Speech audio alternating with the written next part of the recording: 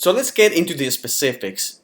Let's look at the inbound marketing, how it looks like for my company. And remember, inbound marketing is that I've created great content, put it out there for free, it got indexed, it got shared, and then people talked about it, and somehow eventually people ended up in my website, either consuming it or they saw a link to my website on social media, and eventually that became traffic pointing to my grumomedia.com website, where I sell demo videos, explainer videos for companies, right? So, and the way I do that is I write articles on my blog, I collect email addresses through an opt-in box, I post videos on YouTube and share all this content in social media. I create online courses which I publish on my own website and platforms like Udemy. And then obviously there's testimonials and people that are delighted with all the content and the products that I create, and they tell other people, and that's word of mouth. So all of those things are inbound marketing, and they generate about 330 visits a day. Now, out of those 330 visits a day, not all of them are going to buy a video. You know, the videos cost anywhere from $7,000 to $10,000, so, and not everybody is ready to buy, but some of them are ready to inquire about this video. So what they do is they fill in a contact form, right? And they get in touch with us asking us about that video. So out of those 330 visits a day, about 2 people, which seems very little, actually fill in that form. Those become leads. I get an email and I consider that a lead of somebody that has shown interest filling the form. So the conversion ratio of visitors to leads is 0.6%.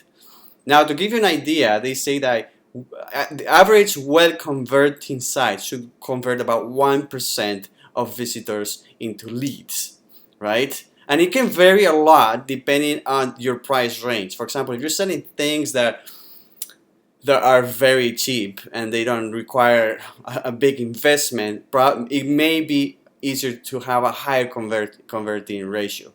But they say, just to have an idea, 1%. Remember, this is 1% of people just asking to get a video, not actually buying a video, right?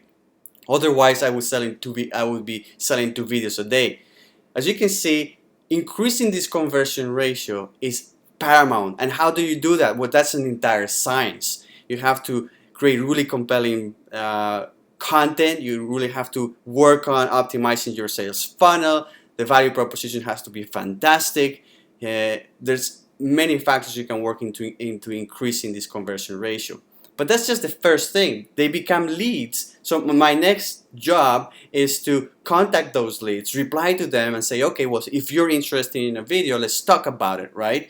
So then not all of the people that I contact after they contacted me actually they decide that they want to have a sales call. There is a drop of people that just maybe found out other options, they disappear from the face of the earth. So eventually I get about 15 prospects a month. This is about 1 out of those 2 leads a day, only 1 every 2 days converts into somebody that I can have a sales call with. So this is about 15 prospects a month, 15 sales calls a month. That's 25% conversion from leads to prospects. Now, out of these prospects, I have 15 sales calls. Not all of them end up buying a video. Actually, about 4 people buy a video, which is about 27% conversion from prospect to buying people, right? And you can see how in the funnel, eventually you just get from 330 potential sales, let's put it that way, visits, I only get 4. And this is very typical in all sales funnels. And so how does it translate in terms of revenue? Right? So how much revenue 330 visits a day is generating for my website? Well, let's just make the math.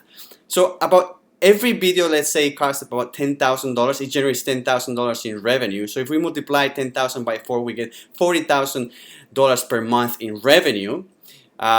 If we want to figure out how much is that per day, we divide 40,000 times by the number of days of a month, let's say an average of 30, that's going to give us $1,300 a day that the site generates in revenue.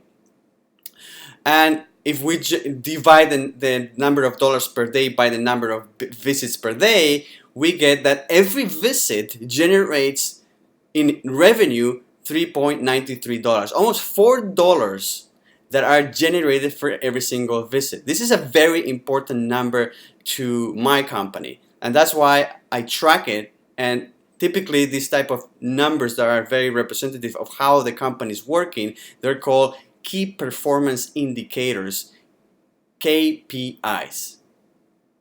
Those are very important numbers. So there you go, in one shot, how the entire business converts inbound traffic, which is free traffic. This is very important to remember, into sales. Not all the business become sales, but as long as I can get, four sales a month, that actually represents quite a bit of money per visit. Isn't that fantastic? Well, that's the beauty of it. And all this revenue was generated for free. In the sense that I didn't have to pay for ads. This was all generated by me doing things that I can do for free on my own time, which is blogging and collecting email addresses and creating great content. And then because the great content is awesome, people talk about it, right? That's the beauty of inbound marketing. Now, next, it's very important to track all of this. So how do you track it? Well, you use Google Analytics. So in the next video, I'm going to show you how my Google Analytics look for all these channels. Hey, did you enjoy this video? If you want to see more like this, just subscribe here. If you want a free gift, click here. Yeah.